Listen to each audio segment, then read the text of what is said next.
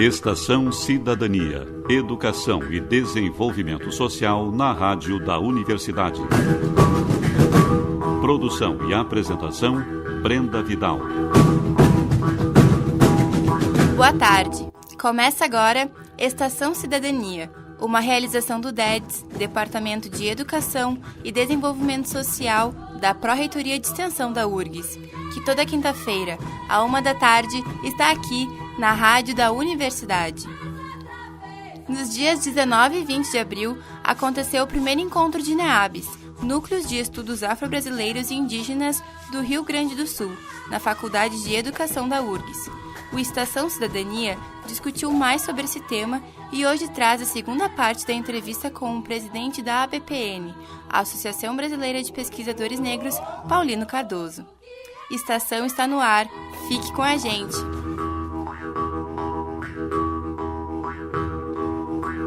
O convidado do programa de hoje é o professor da Universidade do Estado de Santa Catarina, UDESC, e presidente da ABPN, a Associação Brasileira de Pesquisadores Negros, Paulino de Jesus Francisco Cardoso. Boa tarde, professor Paulino. Boa tarde. Você poderia citar alguns exemplos bem-sucedidos de articulação entre os NEABs e as instituições acadêmicas de ensino básico ou com as próprias comunidades?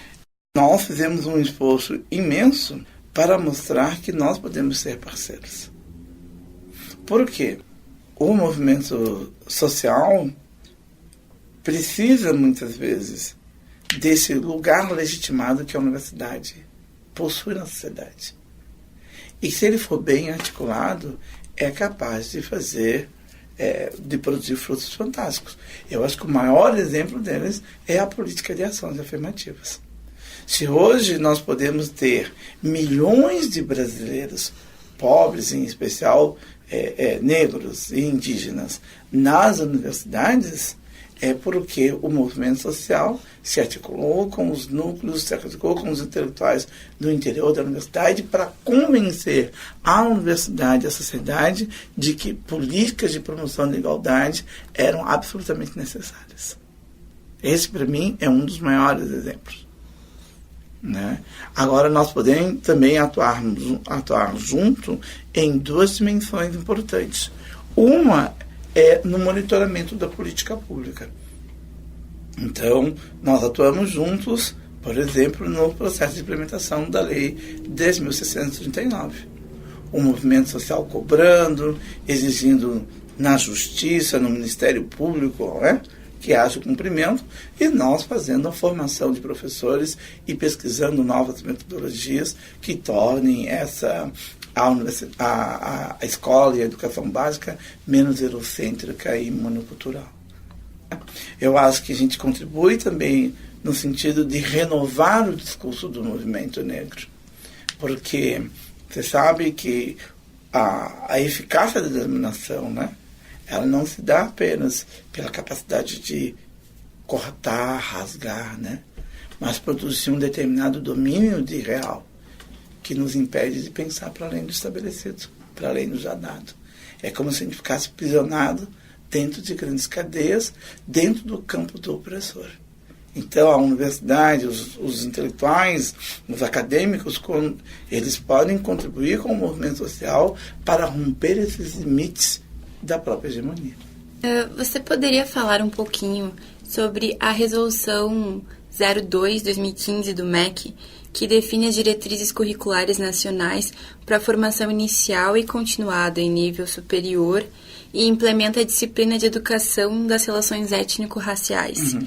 Como que você vê a real possibilidade desse cumprimento? O melhor exemplo é o próprio Rio Grande do Sul e as experiências que estão sendo desenvolvidas aqui. Por exemplo, aqui nós temos algo muito legal, que é o Fórum Estadual de Educação para a Diversidade Étnica, o FEDERÉ, aqui presidido pelo José Antônio dos Santos. Esse aglutina não só os municípios, como aglutina também os órgãos públicos, como aglutina as entidades do movimento negro. Então, esse é um espaço de tensão e de pressão e de monitoramento da política. O outro é algo maravilhoso que tem aqui, que é um núcleo do Ministério Público, né? Um núcleo de combate ao racismo no interior do Ministério Público. E, em terceiro lugar, que eu acho importante, você tem um Tribunal de Contas que também se comprometeu com a implementação da lei. Esses 3 pontos, essas 3 instâncias, organizações, digamos assim, podem, com o apoio do movimento negro, contribuir imensamente para ser implantado. Por quê? Porque as pessoas precisam entender que as instituições públicas, ou que as instituições que servem aos propósitos públicos, elas não fazem o que elas querem, elas fazem o que manda a lei. E no momento que o movimento social passar a cobrar das instituições que fiscalizam, né, a ação pública, o cumprimento, né, nós teremos impressão. Eu sempre brinco que assim, quando o primeiro professor, o primeiro diretor, o primeiro supervisor, o primeiro secretário de Estado ou do município, ele perder um emprego por improbidade administrativa, nós teremos todas essas legislação implementada. Então, nós temos que trabalhar, sim, agora com foco na fiscalização e na pressão. Porque as pessoas não fazem, como sempre vão dizer, não fazem o que querem, fazem o que manda a lei. Quando você não faz, quando você, como servidor público, ou ocupando uma função pública, você não faz o que manda a lei, você comete um crime de improbidade administrativa, que implica em perda de função e de cargo. É um outro tom. Sabe por quê? Porque não se trata de desconhecimento. Não se trata de ignorância. Trata daquilo que nós chamamos de branquitude. Ou seja, essa branquidade enquanto prática de poder que permite que as populações de origem europeia, né, tenham status, prestígio e poder. Então, o que nós estamos enfrentando não é a ignorância. O que nós estamos enfrentando não é o preconceito. E nós estamos enfrentando a hegemonia de um grupo que, ao longo de 500 anos, sempre teve o poder em nosso país. De tudo.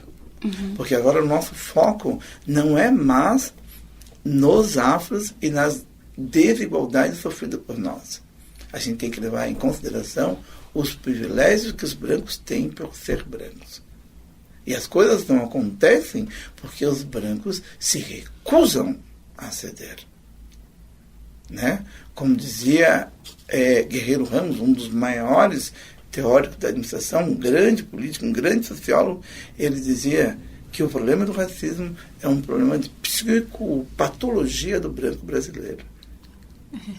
Professor Paulino, quais os limites e possibilidades de atuação dos núcleos de estudo? Então, eu entendo que a primeira coisa que nós precisamos fazer é abandonar todo o voluntarismo. Nós precisamos entender a universidade, compreender as suas regras e atuar de acordo com essas regras. Né? Então, isso significa que nós precisamos, por exemplo, construir um planejamento anual das atividades do núcleo, né? Com foco, por exemplo, no seu fortalecimento institucional. Então, o núcleo precisa do reconhecimento de todas as instâncias da universidade. Por quê? Porque se ele depender desse ou daquele dirigente, quando muda o dirigente, toda aquela experiência vai embora. Então, é preciso que o núcleo, por exemplo, seja aprovado nas instâncias colegiadas da universidade. E que seja reconhecido como o lugar onde essa temática é debatida. O segundo ponto importante é toda universidade precisa de produção. Ou seja, isso significa que nós precisamos desenvolver projetos de pesquisa, nós temos que publicar, né? Temos que fazer o treinamento de recursos humanos, porque eu não consigo imaginar um NEAB sem estudantes. Estudantes são a alma do NEAB. E aqueles que nos empurram para frente. Então, nós temos que treinar esses meninos e meninas para ser muito bons. Eu brinco lá no NEAB, que é o NEAB da Universidade do Estado de Santa Catarina, o NEAB UDESC, que aluno do NEAB é nota 10. E meu sonho é que cada NEAB seja uma grife e que todo mundo deseja um estudante que passou pela formação de um NEAB. Então, ter esse planejamento, essa perspectiva, ter disposição para disputar editais, captar recursos para a universidade, isso, o núcleo ganha legitimidade. Então, nós temos que cumprir todas as tarefas que um núcleo acadêmico tem que fazer. Só que, assim, nós temos que ser competentes, sim. Temos que ser eficientes, sim. Né? Mas sem perder a ternura. Ou seja, temos que aliar a competência com um compromisso social de fazer uma ciência que mude o mundo. E falando sobre mundo, recentemente nós tivemos um caso de agressão física a um estudante indígena na frente da casa dos estudantes da URGS. E também são recorrentes declarações contrárias às cotas e também outras declarações de cunho racista dentro da universidade. Como que esses acontecimentos impactam o papel dos NEABs? Então, de um lado, o núcleo tem que ser um lugar de acolhimento dos diferentes. Sabe? Ou seja, os esquisitos. O que ninguém quer. Sabe? Aquilo que a universidade não aposta. Os desacreditados. Certo? Então, ele tem que ser esse lugar de acolhimento. Né? Ou seja, o menino, a menina, né? Seja transgênero, tá certo? Lésbicas, gays, os gordos, sabe? Quer dizer, e principalmente os estudantes cotistas, negros, indígenas, têm que ver no NEAB o seu lugar, para que eles possam, primeiro, conviver com pessoas que gostem deles. E um lugar em que eles se fortaleçam e que tem uma estrutura básica que precisa para dar conta de vários probleminhas.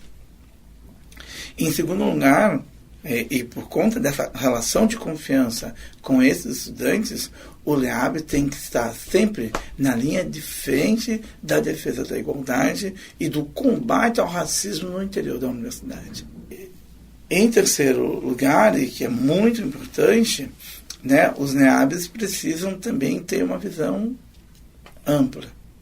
Ou seja, eles precisam se articular com os movimentos sociais, não precisa ter medo dos movimentos sociais, tem que fazer os movimentos sociais para dentro da universidade. E também tem que ter uma agenda de internacionalização. Ou seja, rapidamente nós pegamos esse caso e espalhamos para o país todo.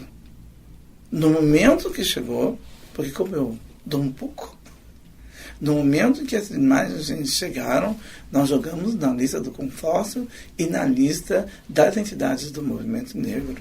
Né? E eu espero que tenha surtido efeito para identificar e punir. E aí há uma questão muito importante, se me permite, né, dizer o seguinte. Ouvi de um colega da Universidade a Universidade Estadual de Londrina. Se você quer efetivamente combater o racismo, a primeira coisa é não pratique o racismo. A segunda coisa é importante, denuncie. O opressor se beneficia do nosso silêncio tácito, seja como vítimas, seja como quem assiste e se torna cúmplice. E em terceiro ponto, que para mim é a coisa mais importante de tudo, ame os oprimidos. Faça a diferença na vida deles. Às vezes, é só uma questão de sentar e conversar, de observá-los e sentir que há algo errado. Sente e converse. valorize. Porque muitas vezes a universidade cobra de estudantes que vêm de outra cultura. Nossas culturas são culturas da oralidade e não dessa cultura letrada. Então nós temos um choque. Né? E a gente precisa do NEAB para quê? Para que esses alunos sejam aglutinados, que eles estejam com pessoas que gostam deles, que tenham um lugar onde que eles não se sintam estigmatizados porque tem um cabelo black, ou tem um cabelo liso, ou porque tem olhos, né, amendoados grandes, ou porque tem lábios enormes, ou porque são redondas, né, pessoas redondinhas. Né? A gente gosta, e gosta das coisas que são da cultura popular. Né? Qual o problema de curtir rap? Qual o problema de você ir junto para um baile funk ou para um pagode? Infelizmente, essa classe média letrada prefere estar em Paris, mas nós gostamos muito de estar num baile funk e é muito legal. E a universidade, ela precisa reestruturar-se, transformar-se. Né? Os sul-africanos dizem, né? Se você olha para aquela instituição e essa instituição ela continua com as mesmas práticas racistas do tempo do apartheid, então ela precisa se transformar. Não basta dizer que não é racista, ela precisa mostrar como que nas suas práticas cotidianas ela não discrimina as pessoas por conta do seu atribuído pertencimento racial. O entrevistado de hoje é o consultor da Casa das Áfricas e da ABPN, presidente da Associação Brasileira de Pesquisadores Negros e professor da Universidade do Estado de Santa Catarina, UDESC, Paulino de Jesus Francisco Cardoso. Neste espaço, nós iremos divulgar depoimentos sobre o assunto em pauta no programa. Nessa semana, queremos saber, na sua opinião, que papel um NEAB deve desempenhar? Boa tarde, meu nome é Marilene Leal Paré, orientadora educacional, mestre em educação. O NEAB, ele é extremamente importante, os NEABs, diga-se de passagem, para instrumentalizar as universidades com relação à questão afro-brasileira e africana, em todas as áreas do conhecimento. Porque, infelizmente, as universidades são poucas aquelas que têm estudos ligados à história do negro, à questão geográfica africana, à questão da diáspora negra e à questão da educação, dos esquemas de pensamento dos afrodescendentes, aqui brasileiros, dos afro-brasileiros. Enfim, uma série de conhecimentos que, por exemplo, eu, que fiz letras, fiz pedagogia, eu nunca tive. Centralizar as universidades na questão afro e desenvolver no âmbito da universidade ou no âmbito das comunidades também, né, de educação, desenvolver uma formação nessa área, com projetos de extensão, com programas, né, vinculados a essa questão educacional voltada para a população afro-brasileira, que na realidade é a maioria da população brasileira. Eu acho importante que tenhamos atualmente NEAB na Universidade Federal do Rio Grande do Sul, porque era uma lacuna que nós presenciávamos na nossa universidade. Então, eu fico bem feliz de que atualmente nós tenhamos NEAB para desempenhar este papel tão importante de conhecimento na URGS. O meu nome é Marcos Freitas, eu sou historiador, desenvolvo pesquisa no tema das relações raciais aqui em Porto Alegre no período pós-abolição, e eu acho fundamental, né, o papel dos NEABs. Vou tentar explicar um pouquinho por quê. Vinculado principalmente a esse contexto das universidades, em que nós temos uma entrada muito grande de um público novo, um público que não tinha acesso anteriormente às universidades. A entrada desse público de jovens pobres e principalmente de jovens negros traz novas demandas para as universidades, inclusive novas demandas de pesquisa. Eu que sou formado em História, a gente estuda muito a história da Europa, e a história da África sempre foi uma história que ficou em segundo plano. Então, esses núcleos de estudos afro-brasileiros e indígenas, eles cumprem essa função também de atender às demandas desses alunos que querem conhecer a sua própria história, né? Que querem saber a história das trajetórias dos africanos no Brasil durante a escravidão e também para além da escravidão. Eu acho que esses núcleos, eles cumprem essa função de trazer, de atender novas demandas e novos interesses de pesquisa para um público que até então não tinha acesso à universidade. No próximo programa, o projeto URGS Mundi entra em pauta no Estação Cidadania. Mande uma mensagem para o Facebook do DEDS ou para o e-mail deds@prorext.urgs.br com a sua opinião sobre o assunto.